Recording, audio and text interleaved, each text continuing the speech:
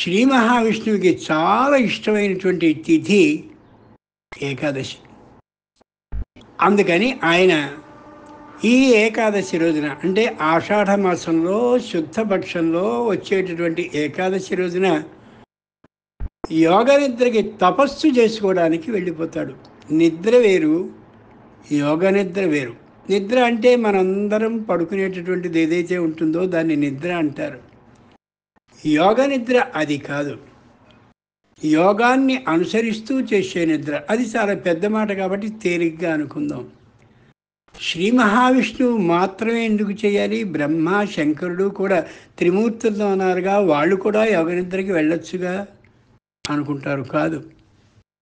సృష్టి స్థితి లయాలనే మూటిలో స్థితి అంటే రక్షణ బాధ్యతని చేపట్టినటువంటి వాడు అమ్మవారి ఆజ్ఞకి అనుగుణంగా శ్రీ మహావిష్ణువే కాబట్టి రక్షించవలసిన బాధ్యత కలిగిన ఆయన మాత్రమే యోగ నిద్రని చేయాలి.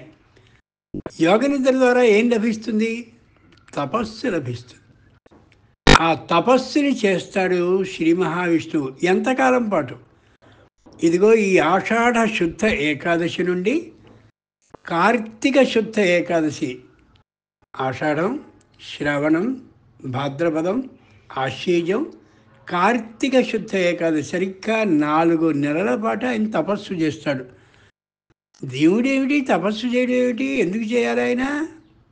కాదు.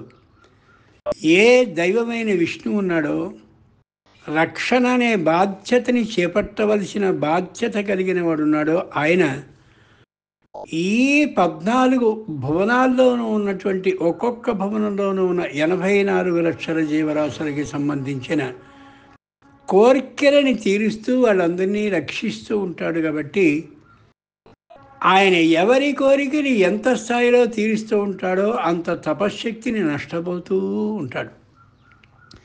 దేవతలు ఎవరు అంటే చెప్పలేనంత తపశ్శక్తిని సాధించి ఆ సమూహం తమ యందు కలిగిన వాళ్ళు ఎవరో వాళ్ళు దేవతలు.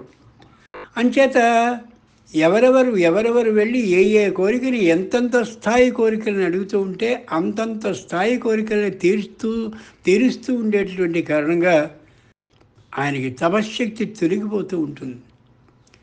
8 నెలల కాలం పాటు ఇలా కోరికల్ని తీర్చిన కారణంగా ఆ తపశ్శక్తిని పెంపొందించుకోవడానికి, తిరిగి మరి ఆ తపశ్శక్తిని పూర్తి చేసుకోవడానికి, పూరించుకోవడానికి 4 నెలల కాలం పాటు ఆయన తపస్సు చేస్తాడు. ఇదిగో ఈ ఆషాఢ మాసంలో మొదటిదైన శుద్ధపక్షంలో 11వ రోజైనటువంటి ఏకాదశి తిథి రోజున ప్రారంభించి 4 మాసాల కాలం పాటు ఇలా తపస్సు చేస్తూనే ఉంటాడు.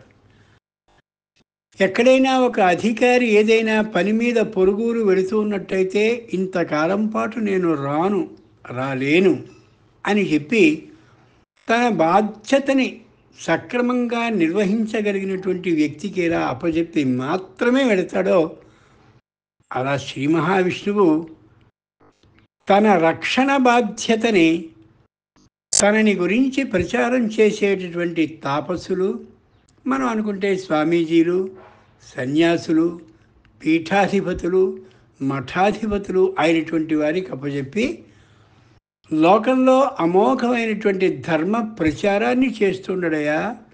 పురాణాలని, ఇతిహాసాలని, వేదాలని, ఉపనిషత్తుల్ని అందరికీ అర్థమయ్యేలా చెప్తూ వాళ్ళలో సంపూర్ణమైన పుణ్యాన్ని సంపాదించాలనే బుద్ధిని కలగచేయండి అని చెప్పి, అలాంటి ధర్మ బుద్ధి కానీ మీ భక్తులందరికీ కలిగినట్లయితే లోకంలో ఉపద్రవాలు ఉండవు, నేనొచ్చి రక్షించాల్సినంతటి కష్టం ఎవరికీ కలగదు అని తన బాధ్యతని వీళ్ళ మీద అప్పచెప్పి వెళ్ళాడు.